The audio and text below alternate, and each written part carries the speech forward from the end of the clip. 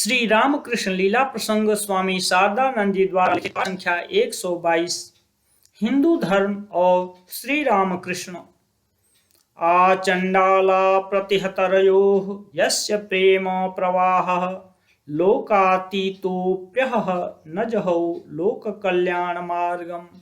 त्रैलोक्येऽप्यप्रतिममहिमा जानकी प्राणबन्धो भक्त्या जानन् वृतवरवपुः सीतया यो हि रामः। स्तब्धीकृत्य प्रलयकलितं वाहवोत्थं महान्तं हित्वा रात्रिं प्रकृतिसहजाम् अन्धतामिश्रमिश्राम्। गीतं शान्तं मधुरमपि यः सिंहनादं जगर्ज सोऽयं जातः प्रथितपुरुषो रामकृष्णस्त्विदानीम्।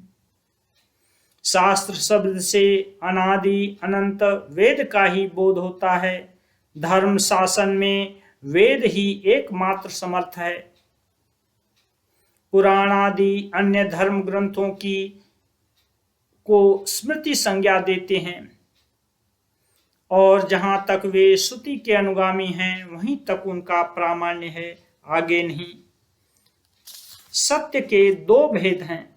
पहला, जो साधारण मानवों को पंचेंद्रिय ग्राह्य है एवं उनसे उपस्थापित अनुमान द्वारा गृहीत होता है। दूसरा, जिसका इंद्रियातीत योगज शक्ति के द्वारा ग्रहण होता है। प्रथम उपाय के द्वारा संकलित ज्ञान को विज्ञान कहते हैं तथा द्वितीय प्रकार के संकलित ज्ञान को वेद संज्ञा दी जाती है। वेद नामक अनादि अनंत अलौकिक ज्ञान राशि सदा विद्यमान है। स्वयं सृष्टिकर्ता उसकी सहायता से इस जगत की सृष्टि स्थिति प्रलय कार्य संपन्न कर रहे हैं। जिन पुरुषों में उस इंद्रियातीत शक्ति का आविर्भाव होता है उन्हें ऋषि कहते हैं और उस शक्ति के द्वारा जिस अलौकिक सत्य की उन्होंने उपलब्धि की है उसे वेद कहते हैं। उस ऋषित्व तथा वेद दृष्टित्व को प्राप्त करना ही यथार्थ धर्मानुभूति है। साधक के जीवन में जब तक उसका उन्मेष नहीं होता तब तक धर्म केवल कहने भर की बात है एवं समझना चाहिए कि उसने धर्म राज्य के प्रथम सोपान पर भी पैर नहीं रखा है। समस्त देश काल पात्र को व्याप्त कर वेद का शासन है, अर्थात वेद का प्रभाव किसी देश काल या पात्र विशेष द्वारा सीमित नहीं है। सार्वजनीन धर्म का व्याख्याता एकमात्र वेद ही है।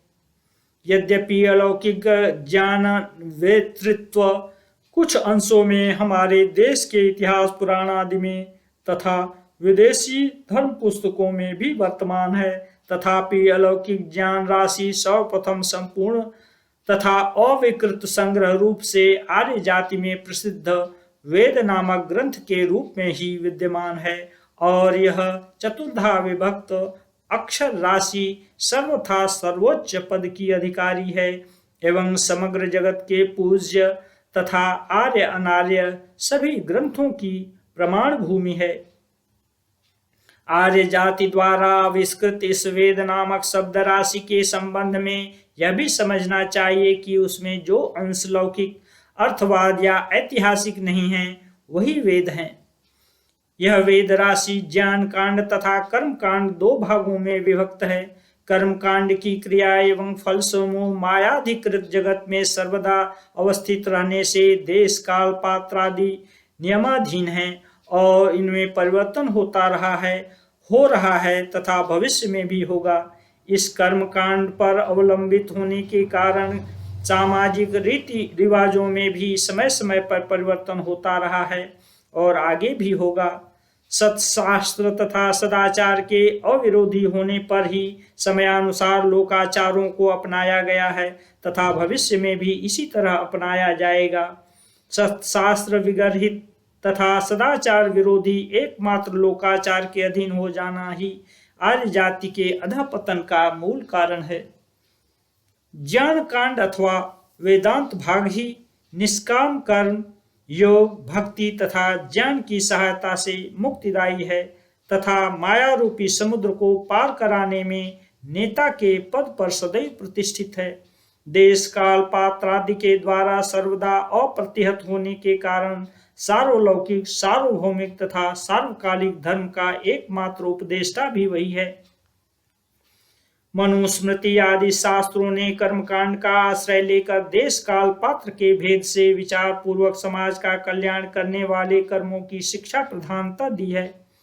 पुराणों ने वेदांत निहित तत्वों का प्रकाश कर अवतार आदि के महान चरित्र का वर्णन करते हुए इन्हीं तत्वों की विस्तृत व्याख्या की है और अनंत भाव में भगवान के किसी एक भाव को प्रधान मानकर उसी भाव का उपदेश दिया है।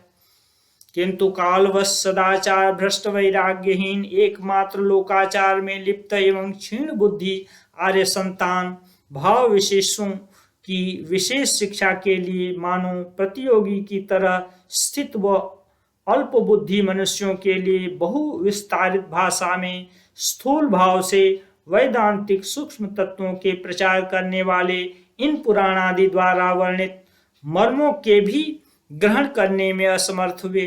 फलतः अनंत भावों के समूह अखंड सनातन धर्म को अनेक खंडों में विभक्त कर सांप्रदायिक ईर्ष्या और क्रोध की वृद्धि कर वे उसमें परस्पर की आहुति देने की बराबर चेष्टा करने लगे और इस प्रकार धर्म भूमि भारतवर्ष को लगभग नरक भूमि में परिणत कर दिया। जिस समय यह महान संकट उपस्थित हुआ उसी समय आर्य जाति का प्रकृत धर्म क्या है तथा निरंतर विवाद का मूल आपात प्रतीयमान अनेक भागों में विभक्त सर्वथा प्रतियोगी आचार युक्त संप्रदायों से घिरे स्वदेशियों के भ्रम का स्थान तथा विदेशियों की घृणा के आस्पद हिंदू धर्म नामक युग युगांतर व्यापी विखंडित एवं देश काल के योग से इधर उधर बिखरे हुए धर्म खंडों के समूह में यथार्थ एकता कहाँ है यह दिखलाने के लिए तथा कालवश नष्ट इस सनातन धर्म का सार्वलौकिक, सार्वकालिक एवं सार्वदेशिक स्वरूप अपने जीवन में निहित करके संसार के सम्मुख सनातन धर्म के ज्वलंत उदाहरण स्वरूप अपने जीवन को प्रदर्शित करते हुए लोकहित के लिए भगवान श्री रामकृष्ण देव अवतीर्ण हुए हैं।